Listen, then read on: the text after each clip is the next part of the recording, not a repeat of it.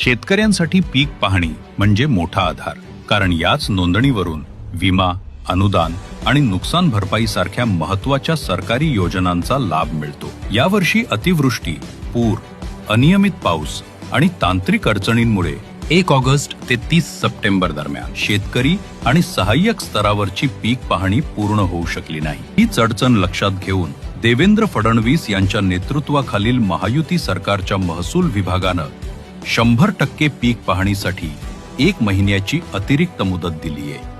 आमचे आता ग्राम महसूल अधिकारी गावागावात जाऊन 100% पीक पाहणी करणार आहे, जेणेकरून कुणाचीही नुकसान जे झालं ते सुटणार नाही, कुठल्याही शेतकऱ्याचं नुकसान झालं ते सुटणार नाही।